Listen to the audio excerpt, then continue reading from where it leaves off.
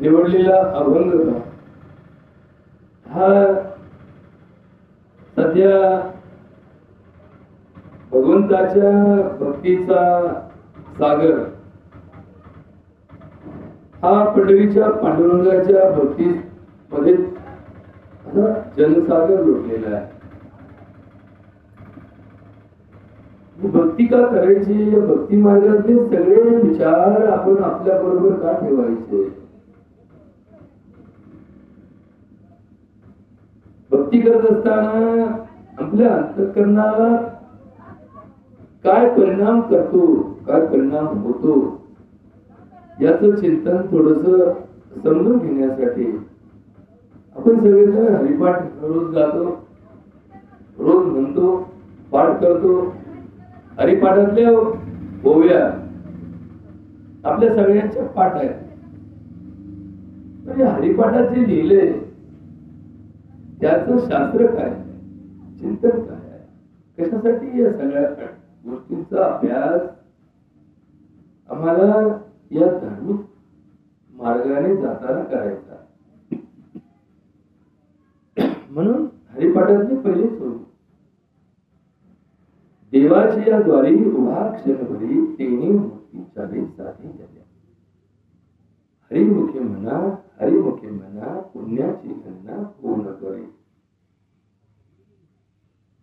असोनी संसारी जिवे विभुकरी, वेदशास्त्री उभारी बाई सदा. आता हे जे हरिपाठाचा 27 ओव्यांचा हा प्रपंच आहे. गावगाव प्रत्येक दिंडीमध्ये, प्रत्येक साप्त्यामध्ये, प्रत्येक देवळामध्ये रोज हरिपाठ गायला जातो. हरिपाठाचं गायन कानाला तृप्त करणार, आनंद देणार आणि प्रेरणा देणार आहे. पण गायन करून प्रश्न सुटेल का, नुसतं गायन केलं प्रश्न सुटेल का, हा एक विषय महत्वाचा आहे. त्याच्या ओव्या सुंदर आहे, त्याचा अलंकार चांगला आहे, त्यांच्या गायनाला फार विद्वान गायक लागत नाही, पण त्याचा अर्थ मात्र समजून घेतला पाहिजे. सार्थ परमार्थ हा खरा परमार्थ आहे. अर्थहीन पाठांतर, अर्थ समजून न घेता केलेलं गायन, याचा परिणाम फक्त कानावर आणि आपल्या इंद्रियावर होईल. बरं वाटेल आपल्याला, वा वा खूप सुंदर भजन गायलं, खूप सुंदर गायन केलं, खूप सुंदर हरिपाठ गायला, याच्या पलीकडे त्याचा परिणाम नाही.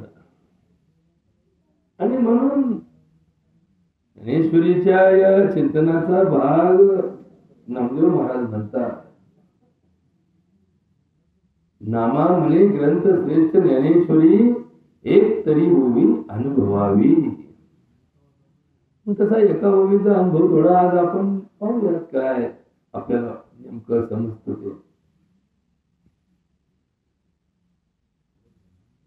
पहिल्या चरणामध्ये हरिपाठाच्या सांगितलं, देवाची या द्वारी उभा क्षणभरी, मुक्तीचारी तेने साधी झाल्या. आता देवाची या द्वारी म्हणजे काय, दार कुठे देवाचं. आता ते असं नाही म्हणले का देवळाच्या दारी, देवाची या द्वारी. मला देव आणि त्याचं द्वार, या दोन शब्दांमध्ये आपल्याला फार मोठा विचार करण्याची गरज आहे. जिथे देव राहतो ते देऊळ,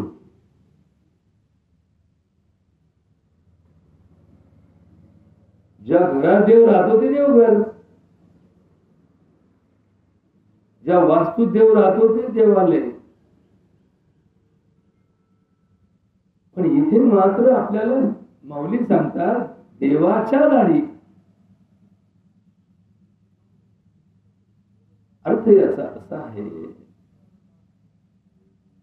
की देव संज्ञा प्राप्त करणाऱ्या अनेक गोष्टींचा चिंतनाचा भाग आपल्याला सांगताना आपली साथ.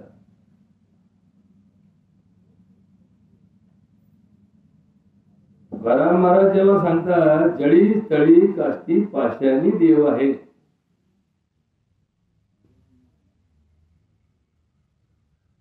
मग देव सजीव का निर्जीव?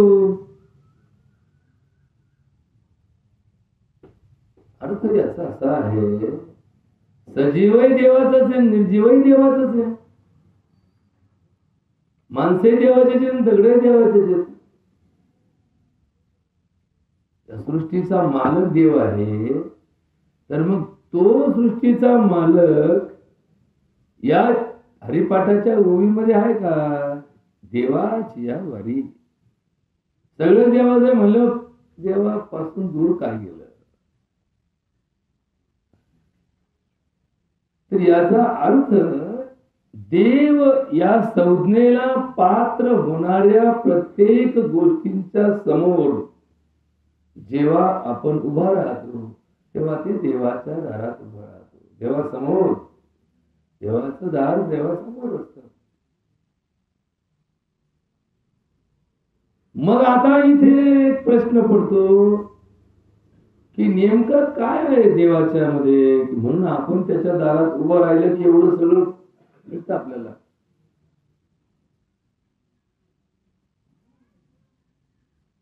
देवाकडे 3 गोष्टी आहेत.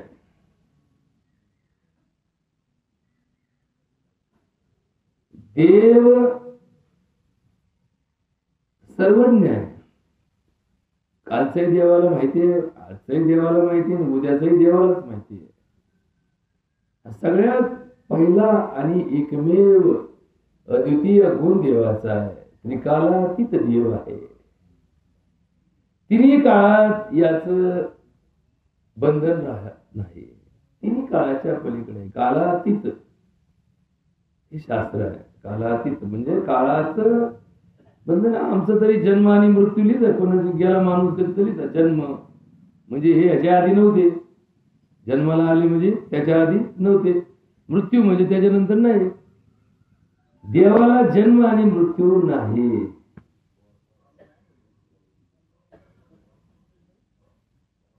मग आम्हाला आमच्या जीवनामध्ये जर देव या संज्ञेकडे जायचं असेल, या जीवनाला घेऊन, तर आम्हाला जन्म मृत्यूच्या चक्रातून बाहेर जावं लागेल.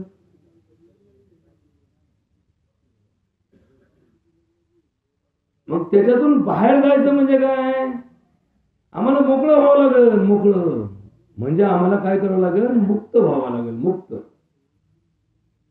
आपण या चक्रात, हे योनी चक्रामध्ये अडकलो.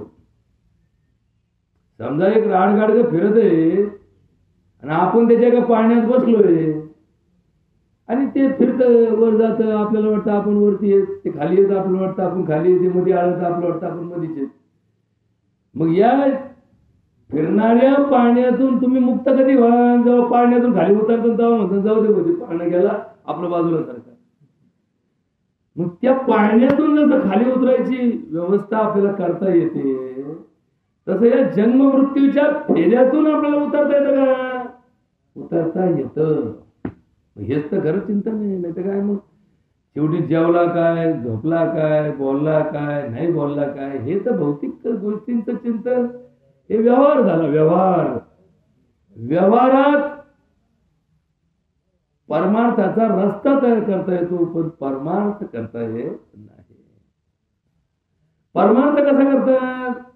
की तुमच्या जीवनात भगवान परमात्मा हा जो जे चिंतन म्हणून सांगितला देवाने, वेदाला, वेदाने उपनिषदांना, उपनिषदातून या कथा, गीता, या सगळ्यांमध्ये देव सांगितला, तो भगवान परमात्मा प्राप्तीचं साधन हा जन्म आहे. किती भाग्यवान होत आपण ना, की ते प्राप्त करण्याची ताकद या जन्मात आहे, हे संत सांगतात ना आम्हाला. मग त्याच्यासाठी आजबा ना कसाच पाहिजे? लय पैसे गोळा केल्याने माणसाला मुक्ती मिळेल का? नाही. लय 4, 10, 5 5-6 पोरं झाली म्हणजे मुक्ती मिळेल का? नाही. लय 2 बंगले आलिशान महाल बांधले म्हणजे तुम्हाला मुक्ती मिळेल का? उलट काय, हे सगळं लटांबळ मुक्तीची बाधा आहे. ही अडचण आहे आमची भाविकाची. वावर विकायची इच्छा आहे पण उतार्यावर बोजा आहे. मग हा बोजा काय झाली, आपली अडचण झाली ना. नाही तर मला तर काय गिराईक होतं लगेच. गिराईक म्हणलं हे बोजा कमी कर, मग तुला लगेच पैसे देतो आणि घेतो.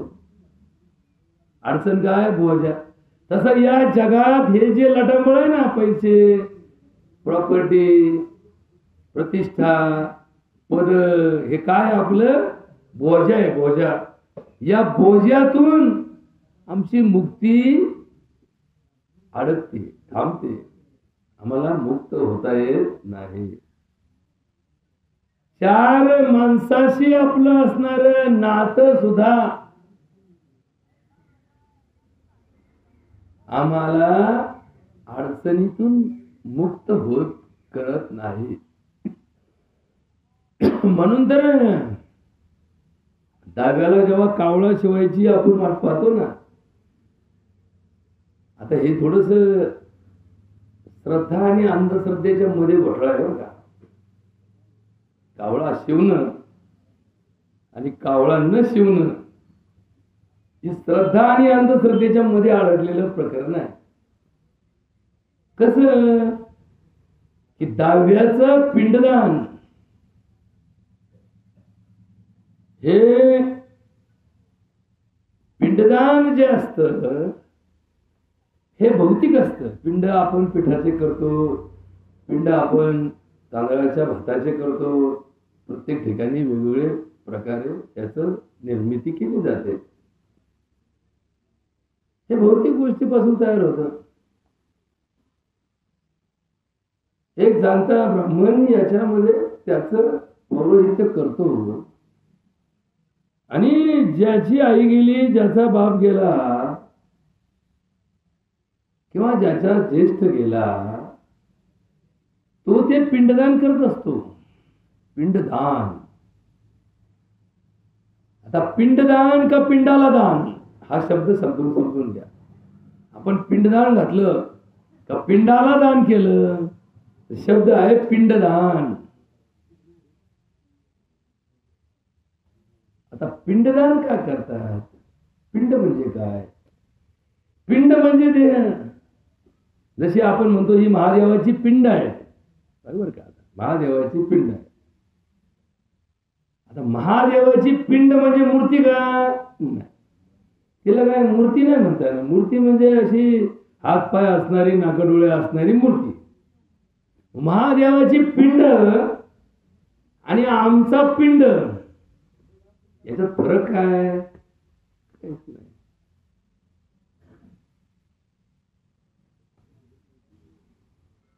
माणूस जर आडवा झोपवला तो सुद्धा पिंडाकारच आहे ना, पिंडाकार. हा देश ज्याच्यात आपण राहतो त्या हिंदुस्थानचा नकाशा सुद्धा पिंडाकार आहे. त्याची सुद्धा पिंड आहे. पिंडीचा जसा वरती मोठा गोल असतो आणि खाली निमुळत होत शेवटी टोक तयार होत, तसा आमचा हिंदुस्थान. आता हिंदुस्थान पण घोटाळा. हिंदुस्थान म्हणजे भारत नाही. सप्तद्वीपापैकी जम्बूद्वीपाला हिंदुस्थान म्हणतात. मग याच्यामध्ये पाकिस्तान आलं, बांगलादेश आलं, याच्यामध्ये श्रीलंका आलं, याच्यामध्ये ब्रह्मदेश आलं. हे सगळं मोठं असं जे साम्राज्य होतं पहिलं त्याला हिंदुस्थान म्हणतात. हिंदूंची भूमी म्हणून याला हिंदुस्थान म्हणतात. याचा आकार कसा आहे? पिंडाकार आहे. पिंडाकार आहे. वरती मोठा गोल आहे आणि कन्याकुमारीला शेवटी शेपूट आहे. आपल्या भारताचं शेपूट कुठे? कन्याकुमारीला. बारीक आहे. तुम्ही असा नकाशा नीट पहा, खाली शेपूट आहे. खाली त्रिकोणाचा शेवटचा बिंदू समुद्राला चिटकलेला आहे. मग हे पिंडदान कुणाला करायचं? करायचं पोरांनी. पण या पिंडातून मुक्त कोण होत? जे गेले ते मुक्त होतात. मग आपल्याकडे आपण काय करतो? एक पिंड तयार करतो, 3 पिंड, त्याला निवड दाखवतो आणि बसतो हात बांधून, हात जोडून बसतो. तेव्हा याला मूर्ती दे. मग एक कावळा येतो, त्या कावळा त्या पिंडाला, त्या प्रसादाला, त्या निवदाला शिवतो, खातो. आपण टाळ्या वाजवतो, वा वा वा वा, टाळ्या वाजवल्या. टाळ्या का वाजवल्या? अहो कावळा शिवला नसता, शिवला तर मुंगळे घोटाळा होता, घोटाळा होता, मोठा घोटाळा होता. काय घोटाळा होता?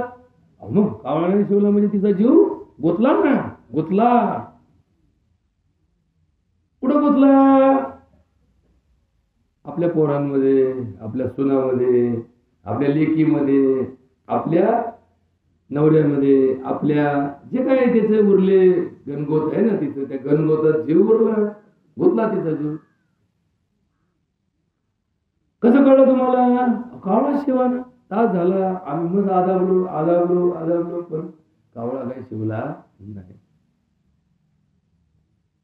मग गाय आणली, गाय शिवली का? गाय लवकर शिवना. आम्ही बळजबरी मुडकं घेतलं, तिचं कोंबलं त्याच्यात. मग म्हणले चला आता, चला कोण थांबवतं म्हणले. आता मी एका पिंडदानामध्ये बामण सोयीचा होता, ते मला काही ना थांबा, माझ्याकडे आहे काड्या, मी काड्या गोळा करतो, काड्या लागत होतो. लावली काडी बामणाने. म्हणले झालं झालं झालं. कावळा शिवलं? हा झालं म्हणले. ते तुम्ही उरका, आता घ्या फसायचं. काय केलं? ते आम्ही आमचं केलं बरोबर, आम्ही आमचं बरोबर केलं. हे काय झालं?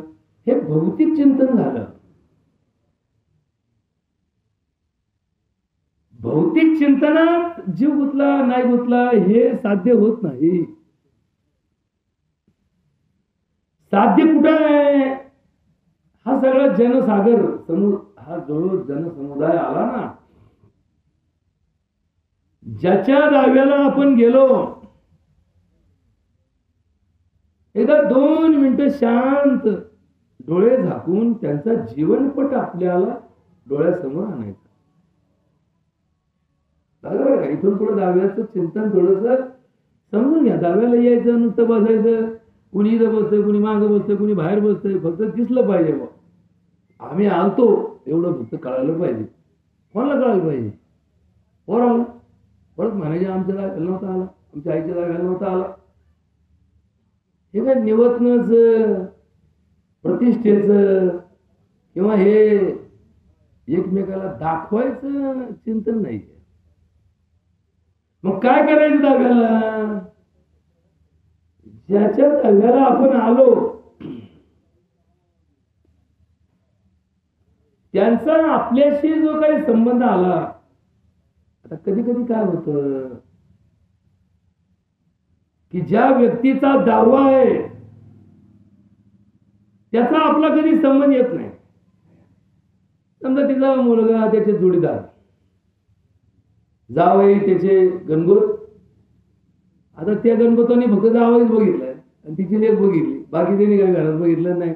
नाही म्हणले आमच्या मेवण्याच्या सासूचा दावा आहे.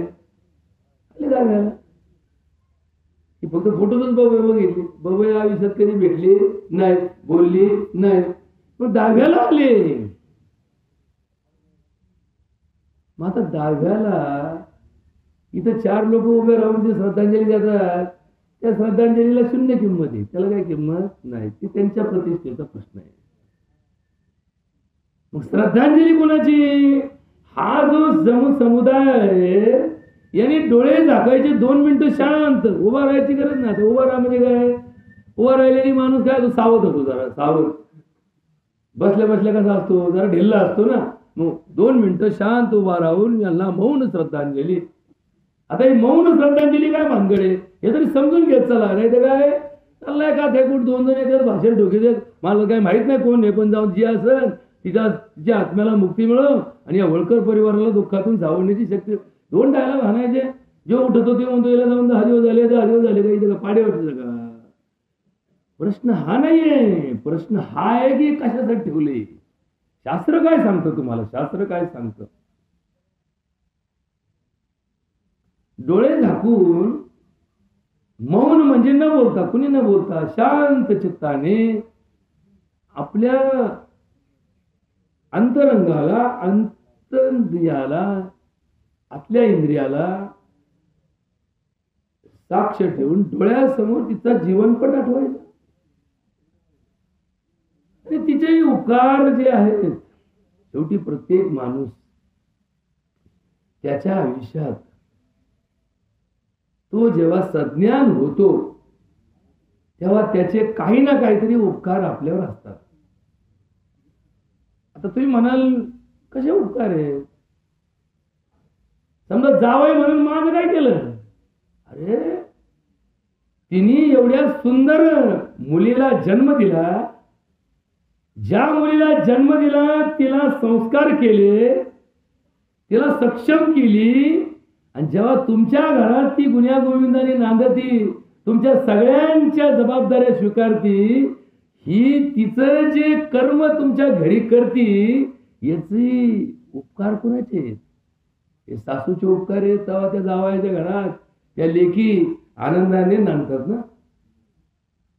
मग हा संबंध कोणी सांगायचा? का फक्त बायको आपली झाली मग अप्रूप झालं, बायको पुरतच आपला विचार नाही. अरे ज्या सासूने तिच्या तालमीत तिला घडवली. आता पैलवान काय फक्त हौदात उतरून पैलवान नाही. पैलवान म्हणजे प्रत्येक क्षेत्रातला पैलवान वेगळा असतो. डॉक्टर एक पैलवानच आहे. कशाचा पैलवान आहे? रोगावर जिंकण्याचा, चितपट करण्याला, रोगाला चितपट करणारा एक कोण आहे? पैलवान आहे. वकील कोण आहे? एक पैलवानच आहे. अन्यायाला दूर करणारा, अन्यायाला चितपट करणारा कोण आहे? पैलवान आहे. एक शिक्षक कोण आहे? पैलवानच आहे. अज्ञानाला दूर करणारा कोण आहे? पैलवान आहे. तशी एक स्त्री घर सांभाळणारी कोण आहे? पैलवान आहे. मग प्रत्येकाला एक म्हणतो मला मीठ कमी लागत, एक म्हणतो मला आंबट नाही लागत, एक म्हणतो कारण असं सगळं घर चालवायचं सोपं आहे का? अरे ज्या स्त्रीने या कुटुंबाला सांभाळलं, आता तुमच्याकरता भाजी सेपरेट केली बरं का, तुमच्याकरता मिरची सेपरेट तळली बरं का. तुम्ही म्हणले होते ना माझी तोंडाला चव नाही, हे तुमच्याकरता मिरची. मामा तुम्ही म्हणले होते ना लय मला पातळ कालवण लागत, हे तुमच्याकरता. अरे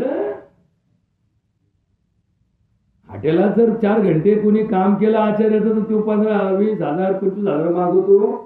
ही तुकड्यावारी सगळ्याला खाऊ घालून उडलेलं खाणारी या आचार्यापेक्षा किती मोठी आहे. पण आम्ही इथं भांडवल कधी पाहिलं? विचार आम्ही कधी डोक्यात घेतला की बाबा हे माझी बायको घरात आहे, हे माझ्यासाठी किती भाग्याचं आहे. ही फुकटची आचारी घरात, बरं तिला सारं माहिती ना, सारं माहिती दिला. म्हातारा विचारलं, आता म्हणजे सुनबाई म्हणते मामा तुमच्या गोळ्या राहिल्या खायच्या, विचारलंच होतं कोण. हे म्हातारा जर 2 वर्ष जादा जगलं असं तर कोणामुळे जगलं? सुनामुळे. आता सगळ्या सुना अशा ना जर काय काय झाले डांगऱ्या जेवायला बघ तर ते लवकर मरण, 2 वर्ष उशिरा मारायचं ते जाऊ द्या. हे काय खायचं म्हणजे भोतावानी काम चाललंय घरात. म्हणजे तिच्या वागण्यावर या घरच्यांचं आयुष्य कमी अधिक असतं. ज्या घरात गुन्ह्या गोविंदाने नांदायची सवय आहे ना त्या घरातले लोक म्हातारे होऊन मारतात. ज्या घरात कलह, ज्या घरात संघर्ष आहे, ज्या घरामध्ये एकमेकाबद्दल द्वेष आहे, मत्सर आहे, त्या घरात लोक लवकर मरतात. कशाने? त्या माणसाचं मनोधैर्य कमी होतं. ज्याचं मनोधैर्य कमी झालं त्याला बीपी लागतो, त्याला डायबिटीज होतो, त्याच्या शरीरात चोकअप होतात, त्याला अटॅक येतो. हे अटॅक म्हणजे काय? असं जगाच्या पाठीवर असं एखादं रोगाचं साथीचा रोग नाहीये का म्हणून कोरोना आला आणि 50 मेले. अटॅक हा ज्याच्या त्याच्या शरीरामध्ये त्याचं शरीर, मन आणि आत्मा यांचा जो काही मेलाप आहे, याचं कनेक्शन कुठंतरी गडबड झाली का अटॅक येतो. आता बरोबर का, मन प्रसन्न असेल आणि चित्त शुद्ध असेल तर त्या माणसाला ब्लड प्रेशर किती असू द्या अटॅक येत नाही. ज्याचा चित्तात शुद्धता नाही आणि ज्याच्या मनात प्रसन्नता नाही त्याला बीपी नॉर्मल असला तरी अटॅक येतो, ते वाढलेला माणूस असला तरी अटॅक येतो. का? कारण हे एकमेकाला जोडलेलं यंत्र आहे.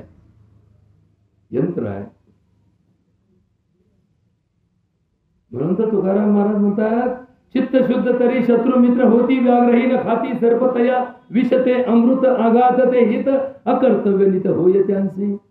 दुःख जे देईल सर्व सुख कळी, होतील शीतल अग्निज्वाळा. आवडेल जीवा जीवाचे या परी, सकळा अंतरी एक भाव. तुका म्हणे कृपा केली नारायणे, जाण जेते येणे अनुभवे.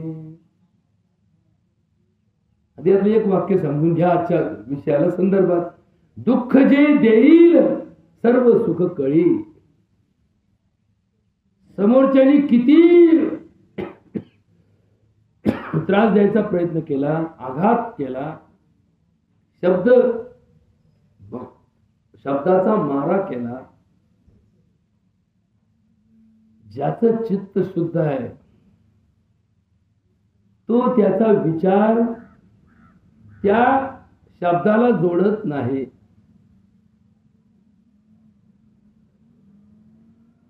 बघा, भांडणामध्ये कारण क्षुल्लक असतं,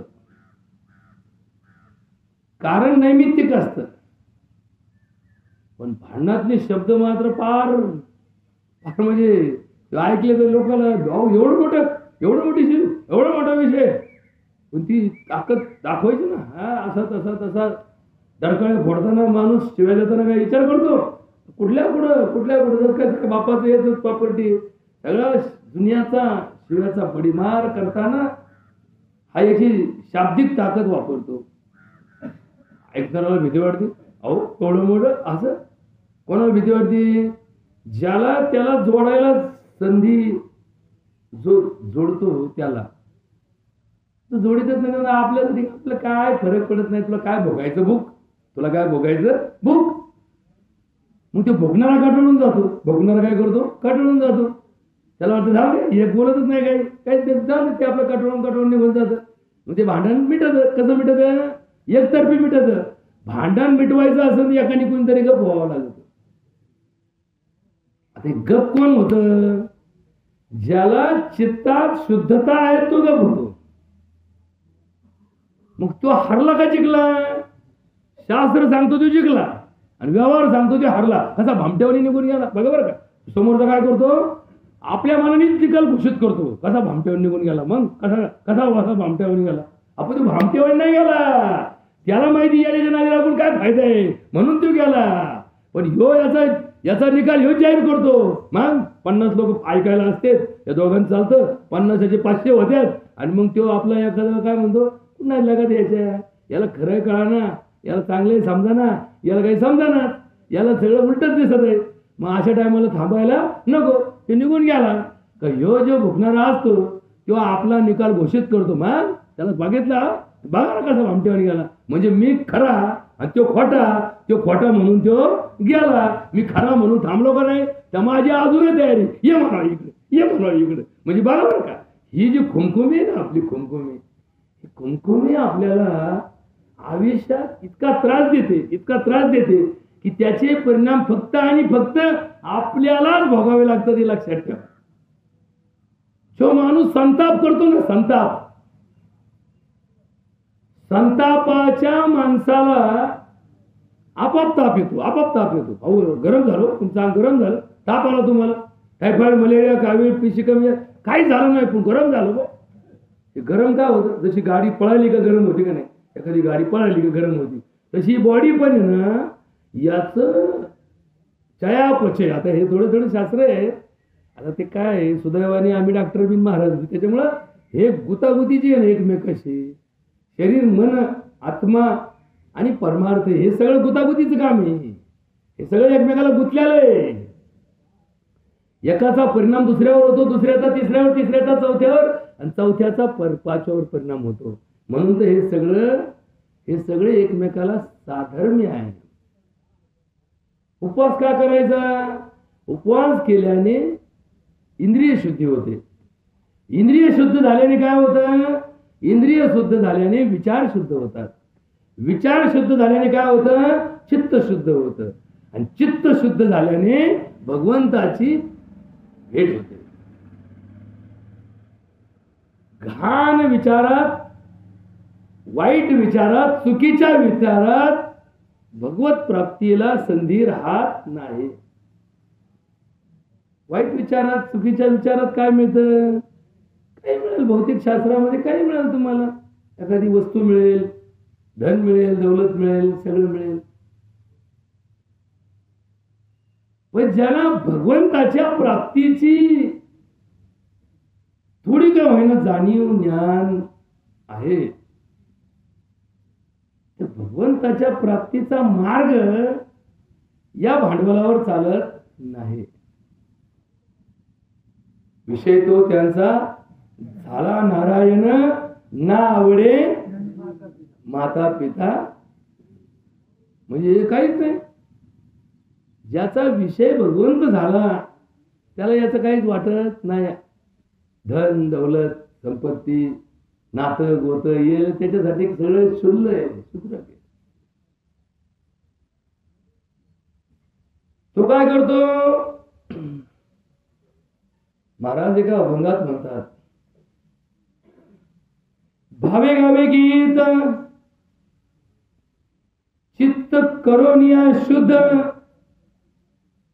तुझ व्हावा आहे देव, तरी हा सुलभ उपाय. देव व्हायचं ना. आणि देव व्हायचं नसेल त्या वाटेला जायचं घ्यायला काय जायचं? कधी काही एखाद्या पक्षाचा मेळावा आहे का म्हणून आता या पक्षाची ताकद दाखवायची? सरळ गेले. एखाद्या मुलाने डॉक्टर होण्यासाठी एखाद्या कॉलेजला ऍडमिशन घेतली, त्याला शिकवायला कोण असतं? डॉक्टर लोक. आणि डॉक्टर लोकांनी शिकून त्याला काय करते? डॉक्टर करते. तिकडून आले लोक, हो डॉक्टर साहेब या म्हणून. एखाद्याने वकिलीला ऍडमिशन घेतली, त्याला शिकवायला कोण असतं? वकील. वकील शिकून शिकून तो काय शिकवतो? वकिली शिकवतो. मग घरी आले तुला काय म्हणते? हो साहेब या. एखादा डीएड ला ऍडमिशन घेतो. डीएड ला गेल्यानंतर त्याला शिकवायला कोण असतं? शिक्षक. बघा बरं का, शिक्षक लोक त्याला शिकवतात. आणि तो डीएड झाल्यावर काय होतो? शिक्षक. तसा आम्ही देवाच्या रस्त्याने चाललो, आम्हाला शिकवायला कोण? संत, देव. आणि मग ज्याला संत शिकवतात तो काय होणार आहे? संत, देव. आता संत आणि देव याच्यामध्ये काय फरक आहे? तुकाराम महाराज म्हणतात, जे का रंजिले गांजिले त्यासी म्हणे जो आपुले, तोची साधू ओळखावा, देव तेथेची जाणावा. मृदू सबाय नवनीत तैसे सज्जनाचे चित्त, ज्यासी अपंगिता नाही त्यासी धरिजो हृदयी. जे करणे पुत्रासी तेची दासा आणि दासी, तुका म्हणे सांगू किती तुची भगवंताची मूर्ती. मग आता आमचे अभंग कुणीकडे चालले? देव पहावयाशी गेलो, देवाची ओवनी ठेलो. झाले का देव? 10 लाख लोक पंढरपूरला आहेत. गेले, समजा उद्या गेले, परवा गेले, काही आज गेले, काही विमानाने गेले, काही पायी गेले, काही इष्टीने गेले, काही गाड्या करून गेले, काही खर्च करून गेले, काही फुकाट गेले, सगळे गेले. मग या 10 लाखातले घरी येऊन किती लोक देवासारखे वागायला लागले? उलट काही म्हणले, थांब आता दिंडीत ये, तुला झटका दिला असता, घरी येऊन दे, मग तुझ्याकडे बघतो. आणि मग काय दिंडीत गेले? त्याच्यापेक्षा दिंडी सोडून देऊन बघ ना, मग लवकर तरी बघणं होईल ना. आणि थांब, दिंडी देवाचा दिवस आहे, एकादशी आज, नाही तर मी तुला झटका दाखवला असतात. फक्त आज एकादश आहे, एवढी एकादश होऊन दे आणि मग तू हे आणि मी ये, मग बघू तुझ्याकडे. आणि मग काय गेला योगा रस्ता काय कुठच्या योजनेचा आहे का? याला काय स्कीम आहे का कोणती? नाही. देव ही संज्ञा नाहीये, देव ही मूर्ती नाहीये, देव हे तत्व आहे. काय तत्व आहे? तत्व. राक्षस ही मूर्ती नाहीये. आपण राक्षस म्हणलं का असा मोठा फोटो पाहतो, फार फोटो, मोठा फोटो जो जाड जोड असतो, आपण तू म्हणतो काय राक्षस बघितला का तो? राक्षस आकाराने मोठा नसतो, राक्षस त्याच्या पापाने मोठा असतो. कशाने मोठा असतो? पापाने मोठा असतो. आणि देव हा आकाराने छोटा मोठा नसतो, त्याच्या पुण्याच्या पवित्रतेने मोठा असतो. आता थोडं थोडं समजून घ्या बरं का. हे कॉम्प्युटरमध्ये हे जे संगणक असतात, मोबाईल असतात, जेवढा मोबाईल महाग तेवढा ते छोटा असतो. या मोबाईलमध्ये हे जे भारी भारी मोबाईल आहेत ना, तुम्ही ते ॲपलचं घेतलं एवढंच असतं, एवढंच म्हणजे त्याची जाडी जर म्हणजे मोजता येत नाही इतके जाड. आणि त्याच्यातलं अँड्रॉइडमध्ये जितकं जितकं हलका असेल तितकं तितकं जाड मोठं असतं ते. कॉम्प्युटरमध्ये सुद्धा हे मोठाले कॉम्प्युटर जे असतात ना ते स्वस्त असतात, बारकाले कॉम्प्युटर महाग असतात. पण बारकाल्या कॉम्प्युटरमध्ये जी ताकद असते ना ती त्या मोठ्या डब्यात दिसते. आता हे नवीन पोरांना कळतं म्हणून थोडं सांगितलं. आता आपलंही बी सगळं ऑनलाईन झालंय ना. आता जिकडं जावं तिकडं आपल्याला काय करावं लागतं? ऑनलाईनच घ्यावं लागतं. आता ह्या आमच्या लाडक्या बहिणी यांना बी काय करावं लागेल? ऑनलाईनच फॉर्म भरावं लागेल. आता तुम्हाला असं वाटेल की हे काय झंझट काढली, त्याच्यापेक्षा बाई पाहिली का पैसे वाटायचे. अहो लोकांनी बाया मिळाल्या तरी पैसे लुटले. काय सांगायचं तुम्हाला? माणसं गेले त्या कुपना. पहिले 25 वर्षापूर्वी 10 लोकांची यादी होती, 10 लोकांना धान्य आले, त्यातले 5 वर गेले, त्यांचे कावळे शिवले तरी यांच्या घरात धान्य चालूच ना. मग आता कुठंतरी जागेवर यावं लागेल ना, कुठंतरी जागेवर ठेवावं लागेल. मग त्याच्यावर काय काढलं? ते फॉर्म कसाही भरा तरी पैसे मिळणार आहेत. फक्त ती बाई सगळ्यात शेवटी जिवंत त्याच्या समोर उभी करावं लागणार आहे. आणि मग हे पैसा मेलेल्या बाईच्या नावाने कुणी लाटायचं नाही. त्याचं मण्याच्या टाळूवरचं लोणी पहिले लोक म्हणायचे मण्या टाळू, आता टाळूची गरज नाही ना, टाळू नसली तरी लोणी चालूच आहे ना. ही जी उरफाटी आपल्या बुद्धीला लागलेली कीड ना, याच्यातून कुठेतरी योग्य माणसाला योग्य मदत व्हावी या अर्थाने केलेलं हे संगणकीय रूप आहे. इथं फसवेगिरी होणारच नाही, इथं फसवता येणारच नाही. मग लई फसवायचं असेल तर गाड्याला लुगडं नेसून काही बसावं लागेल. हो हाफ तिकीट द्या, गाड्याला फार भागून आणावं लागेल. मग तर मिशीच काढून टाकावं म्हणावं लागेल, द्यावं हाफ तिकीट. आता लॉग किंमत लाटायची म्हणलं दुसरं काय करणार आहे. पण हे जे आमच्या विचारांमध्ये आहे याची ताकद ही आमच्या जीवनाची सार्थ प्रक्रिया आहे. माणूस वजनाने ओळखला जात नाही. एक 100 किलोचा आहे म्हणून गावात फेमस आहे का? नाही.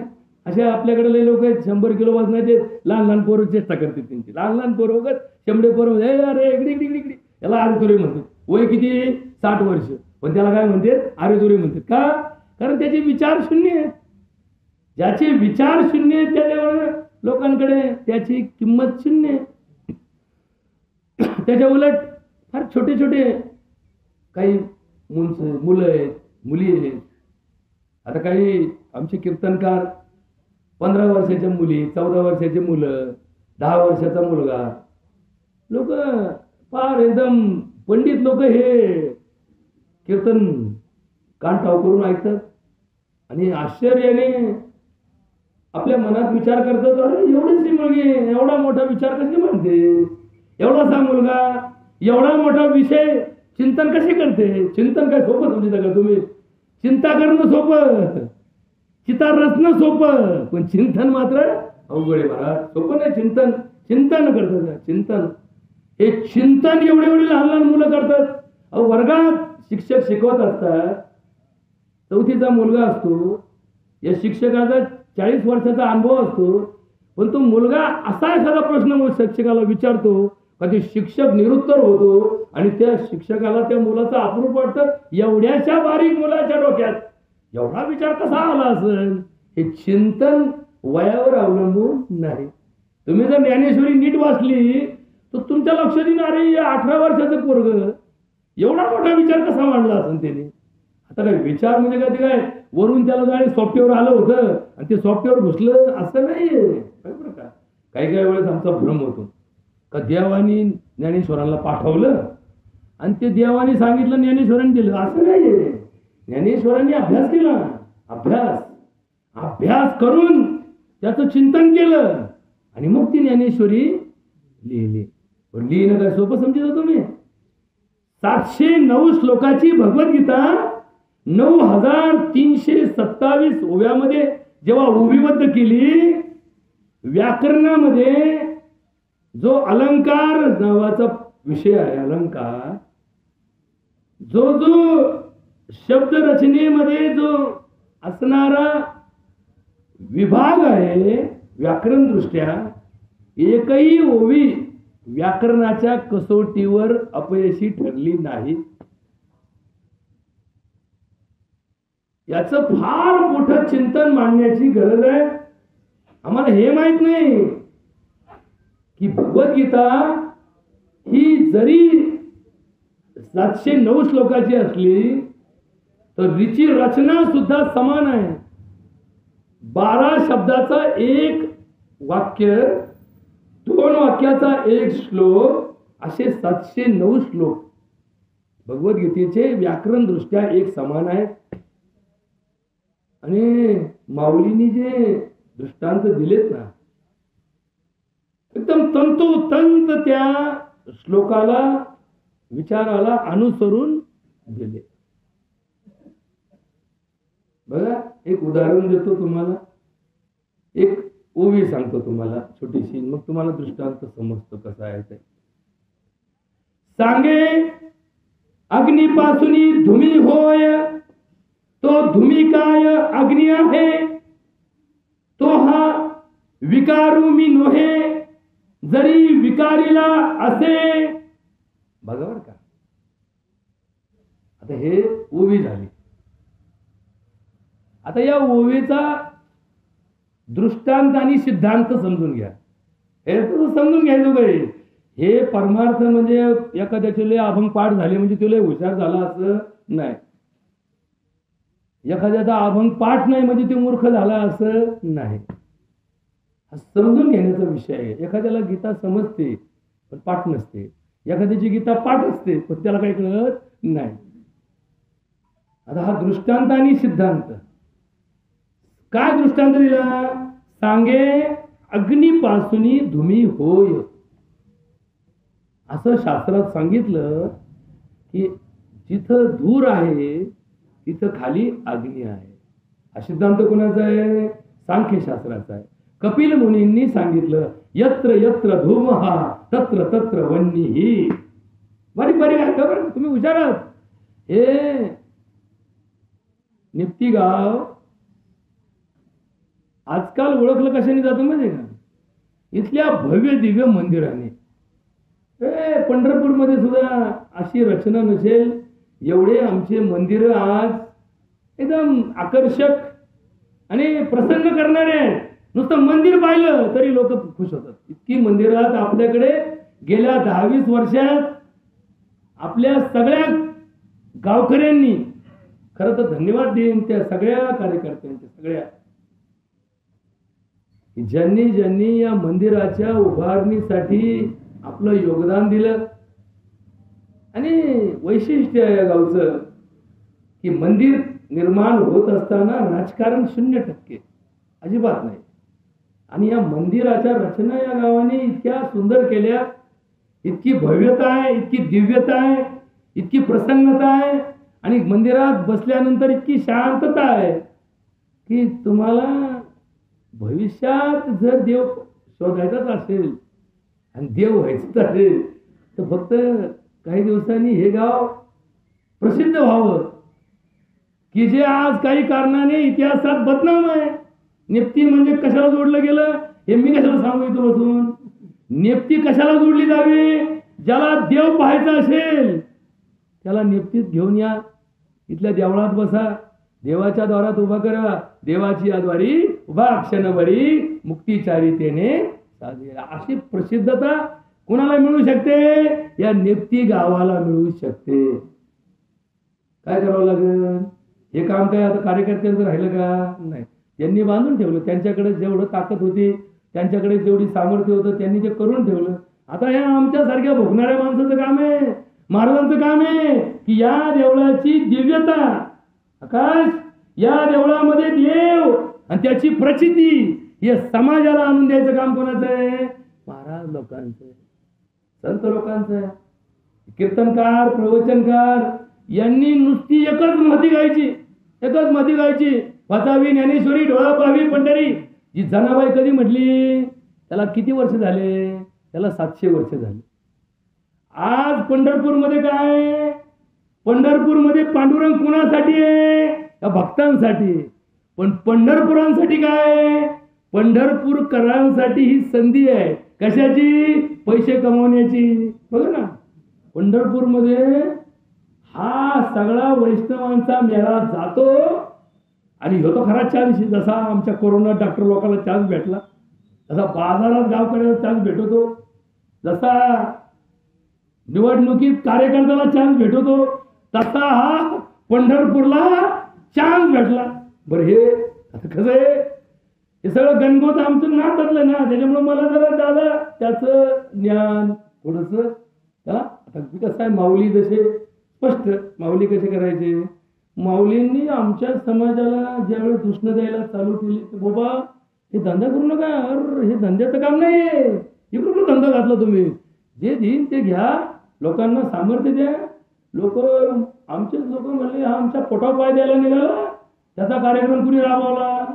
त्याच लोकांनी राबवला का? बाकी कुणी आलं नाही. महाराज तुकाराम महाराज ज्या टायमाला म्हणायला लागले, अरे यांच्या नादी लागू नका, यांची देवाचा धंदा केलाय, देव तुम्हाला दाखवतो, चला इकडे वावरात, चला तिकडे खड्ड्यात, चला दगडाकडं, चला नदीला, तुम्हाला देव दाखवतो. हे म्हणले, अरे आमच्या पोटावर पाय द्यायला निघाला का? त्याचा काय राबवला? तसा कार्यक्रम राबवायची जबाबदारी समाजामध्ये काही लोक कशा मार्गाने घेतील सांगता येत नाही. पण सांगायचं तात्पर्य काय? शिर्डीत साईबाबा कोणासाठी आहे? आपल्यासाठी आहे. पण शिर्डीकरांसाठी काय? संधी आहे. कशाची? सब पैसे के भाई अपना साथी. त्या देवस्थानी अन्नदान फुकट केलं, यांनी लय विचार मांडला. त्या देवस्थानी फुलाला बंदी घातली, यांनी आंदोलन चालू केलं. म्हणले आमच्या फुलाला गिराईक कुठे म्हणले, आम्ही कशासाठी फुलं करतो? फुलं काय अशी काय 50 वर्ष झाड लागवड आहे का? एखादा आंब्याचं झाड लावलं आणि त्याच्या फळाला गिराईक नाही म्हणून 50 वर्षाची मेहनत वाया गेली. ही फुलं, हा सुगंध, ही फुलं आणि ही सगळी माळा, हे हार, हे तुरे, हे सगळे कशासाठी असतात? हे अंतःकरणाच्या मध्ये भाव निर्माण करणारे घटक आहेत. भाव निर्माण करणारे.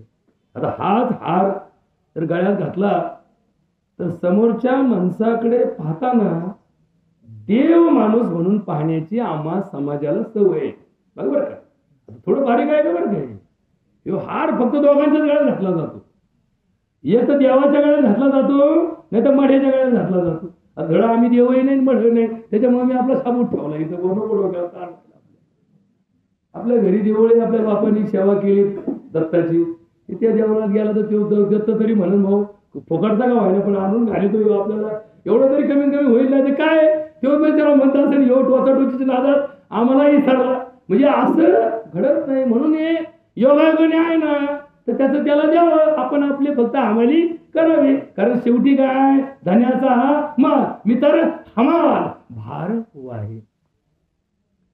मला तुम्हाला पुन्हा पुन्हा पुन्हा पुन्हा तेच सांगतो की पंढरीची वारी ही काय गोष्ट आहे? काय गोष्ट आहे? कशासाठी या पंढरीच्या वाऱ्या चालू झाल्या? पंढरीची वारी ही तात्विक दृष्टिकोनातून त्या लोकांसाठी महत्वाची आहे की ज्यांना समाजात स्थान नव्हतं. गावातल्या देवळात दोघांनाच परवानगी होती, सवर्णाला आणि समाजाला. म्हणजे तिची पूजा करणारा जो पुजारी आहे त्याला, आणि समाजातल्या बहुजनांपैकी सवर्णाला.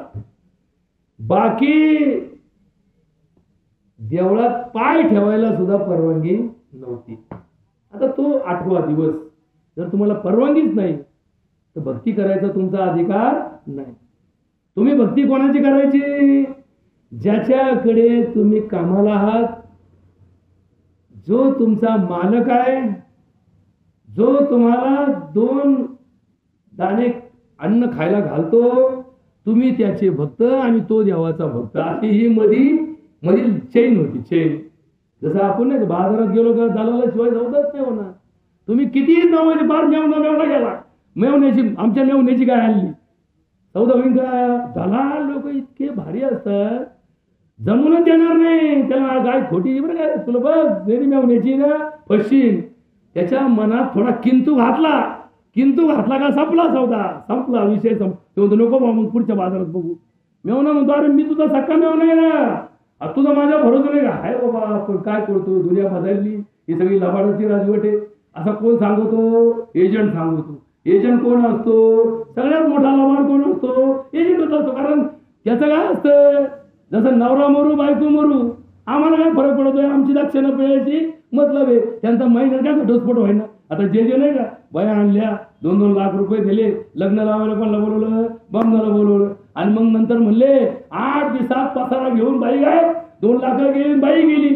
धरला का बाबन कोणी? भाऊ तू लग्न लावलं, कुठे गेले तुझे मंगळसूत्र, कुठे गेला तुझा देव, कुठे गेले तुझ्या 7 फेऱ्या, कुठे गेला तुझा अग्नी, कुठे गेली तुझी साक्ष? ते म्हणतो सांगतो तुम्हाला, तुम्ही बोलावलं म्हणून मी आलो, तुम्ही म्हणले लग्न लावा, मी लावलं, मला काय घेणं पडलं? ती बाई आज पळून गेली, ती जबाबदारी कोणाची? तुमची. जमावलं मी का तुम्ही मग तुम्ही तुमचं निपटा.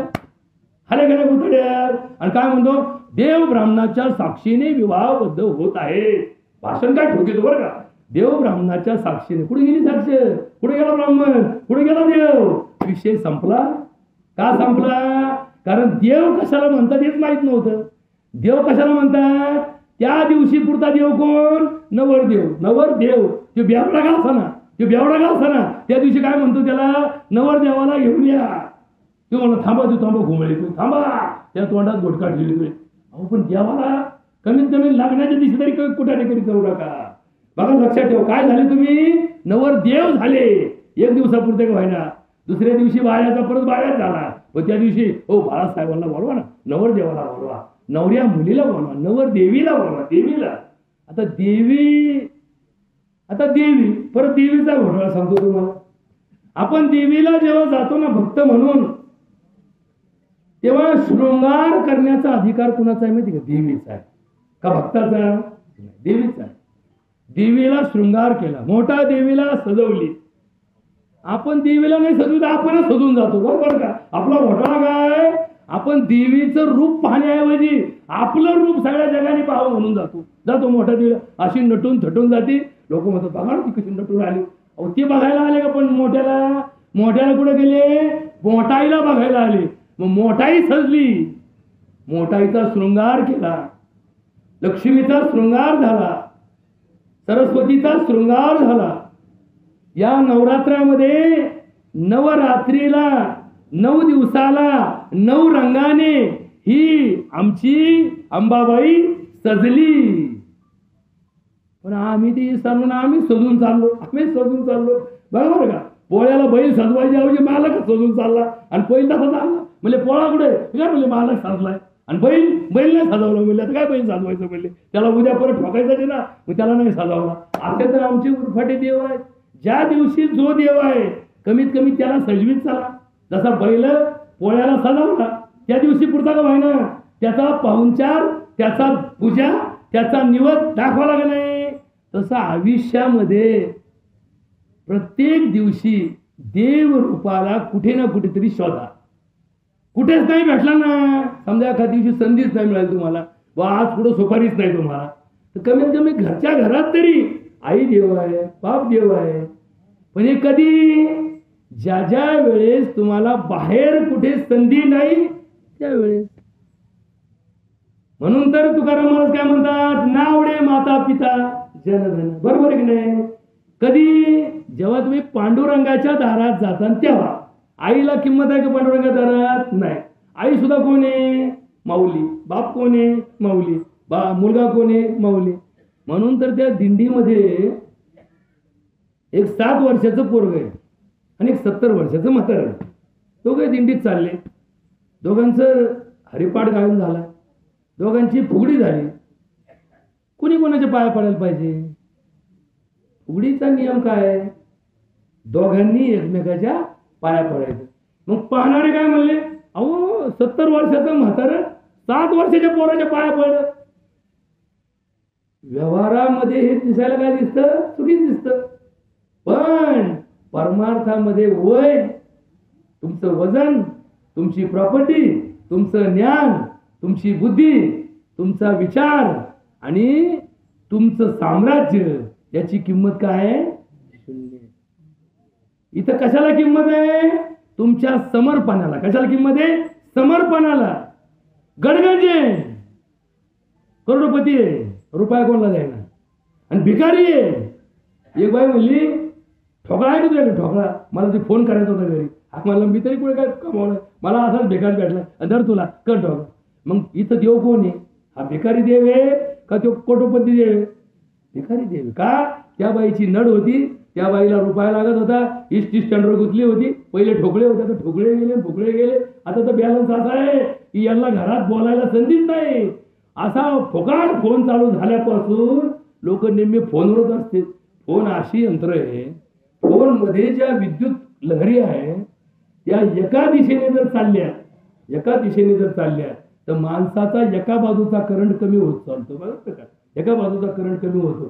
सारखा फोन एका कानाला लावला ना, हे कान बधीर होत चालतो. बरोबर का? आता ही गोष्ट थोडी डॉक्टरकीत समजून घ्या.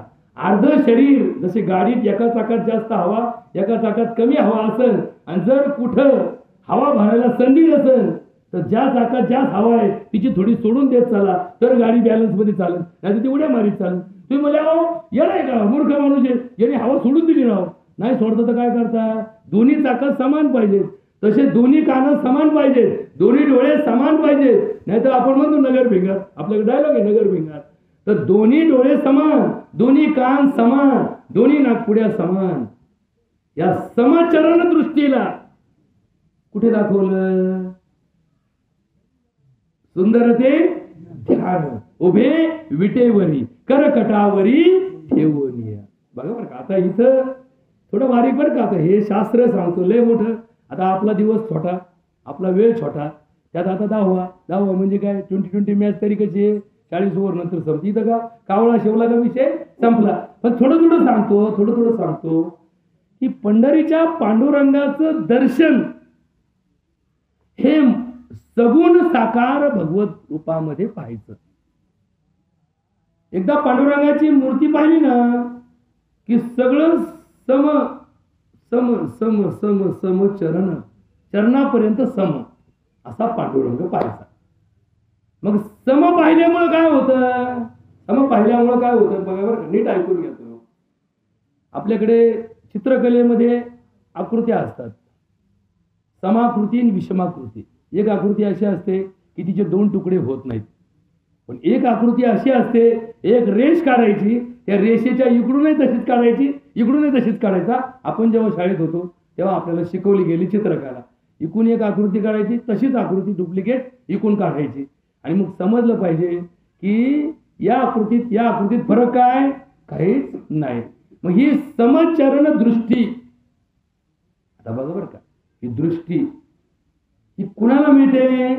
ज्याचा दृष्टिकोन पारमार्थिक आहे त्याला समचरण दृष्टी. नुसतं आपण कीर्तन करतो, सुंदर ते ध्यान उभा विटेवरी जरगटावरी, हे कोणा आपल्याला वाटतं शाळेची घंटाच वाजली, चला कीर्तन उभं राहिलं.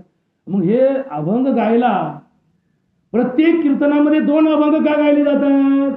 की जे 2 अभंग सगळ्यात सुरुवातीला घेतल्याशिवाय कीर्तन उभं राहत नाही. का बरं? या 2 अभंगामध्ये देवाचं वर्णन केलेलं आहे. काय केलेलं आहे? देवाचं वर्णन केलेलं आहे. एका अभंगामध्ये देवाच्या सगुण साकार रूपाचं वर्णन आहे. मग ते सगळं महाराज लोकांनी त्या सगळ्या अभंगाला गायचं. ते गायल्यानंतर त्याचे पद गायचे. मग त्याच्यानंतर देवाची गुणगान गायचं. काय करायचं? गुणगान गायचं. पहिल्या अभंगामध्ये देवाची आकृती गायची, दुसऱ्या अभंगामध्ये गुण गायचे. कीर्तनाचे किती प्रकार आहेत? कीर्तनाचे 3 प्रकार असतात. नीट ऐकत चला बारीक बारीक, नाही तर लाखाचा महाराज आणतात, 2 मिनिटं आपला हसत बसतात, नाही तर 2 तास रडत बसतात आणि संपले लाख रुपये गेले, बॅलन्स उडला आपला. हे बॅलन्स उडवायच्या भानगडीत पडू नका. लय मोठे महाराज गावात आणीत जाऊ नका. गावातलाच एखादा जर महाराज तत्वाला जोडून घेतलेला असेल तर त्याचाच विचार पुढे पुढे नेत चला. त्याला जर काही कमी भासलं तर त्याला मधून मधून त्याच्या गुरुकडे पाठवून त्याचं ट्रेनिंग पुढे पुढे चालू ठेवा. हे केल्याशिवाय परमार्थ राहणार नाही. या परमार्थामध्ये जेव्हापासून व्यावहारिक तत्वज्ञान घुसलंय, महाराजाचे भाव ठरले, तेव्हापासून तरतम भाव सुरू झाला. लाखाचा महाराज कोणाची गती गातो? विठाला विठाला विठाला विठाला म्हणतो. आणि फुकटचा महाराज काय म्हणतो? तो म्हणतो विठाला विठाला विठाला. मग एक फुकट आहे आणि एक एकात आहे. दोघांचा अर्थ काय? विठ्ठलच आहे. आमची दांभिकता कुठे आली? म्हणतो मग आपला सप्ताह बघा, मोठाले महाराज आणले. तर मोठाले कशाने आणले? वजनाने आणले, खाण्याने आणले, ज्ञानाने आणले, अनुभवाने आणले, गायनाने आणले, वादनाने आणले. मोठे कशाने? पण हा मला काही कळत नसतो. आले भारतीय असं तमाशावानी जेव्हा वाजवून देऊ, डफडं वाजवल्यावानी जेव्हा ते वाजवतो पकवाज, आपण टाळ्या वाजतो, वा वा वा वा झाले मृदुंग म्हणी. अरे पण त्याला ताल, सूर, मुखडा, उकडा काय आहे का? आम्हाला काही कळत नाही बा. आम्हाला संगीताचं ढकामग कळत नाही, आम्हाला काही माहित नाही. फक्त ते वाजला असं ना, आम्ही टाळ्याच वाजवल्या बा. मग वाजंत्री व टाळ्या वाजवल्या तर वाजवा, मग आणा डफडे वाजवणारे आणि करा सप्ते उभे. याच्यावर जर तुम्ही चालला तर त्याच्यावर सप्ताह होणार नाही. सप्ताह कशासाठी असतो? 2च गोष्टी सांगतो आता. हे पांडुरंग कशासाठी असतो, सप्ताह कशासाठी असतो?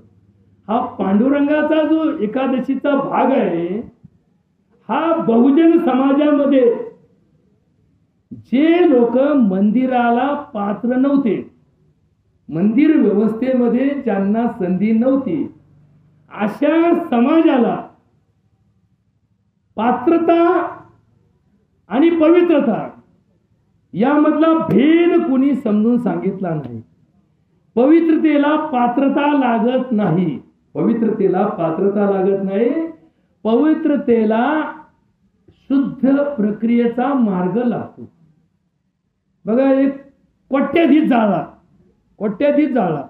त्याची राख तयार झाली.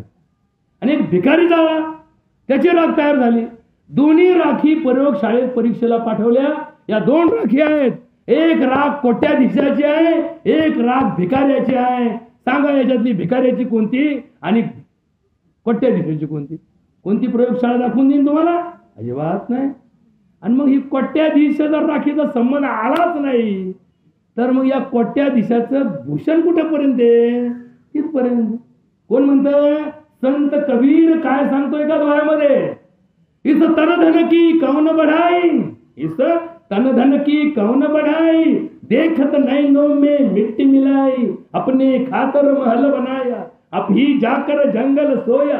अरे हाड़ जले जैसे लकड़ी की मोली, बाल जले जैसे घास की पोली. कहत कबीरा आप मुवे तो पीछे डूब गई दुनिया. लाकडात माणूस जाळला, तुम्हाला नंतर कळलं का हो ही राख लाकडाची आणि ही लाकड माणसाची? म्हणजे तुम्हाला काही नाही. हा एक तत्व आहे.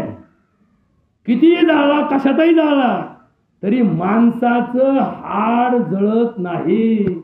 म्हणून तर हाड गोळा करून दहाव्याला आणतो ना आपण. हाडकं गोळा करतो आणि दहाव्याला आणतो, बरोबर घोटाळा का?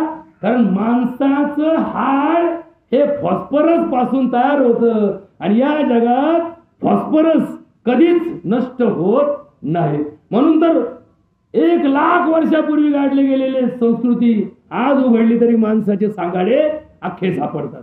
1,00,000 वर्ष झाले असतील, 10,00,000 वर्ष झाले असतील, संस्कृती गेली, मोहनजोदडो गेलं, हडप्पा गेलं, पण जेव्हा उकारलं तेव्हा माणसाचा अंदाज आला की माणसं उंचीला किती असतील, माणसाची बॉडी कशी असेल.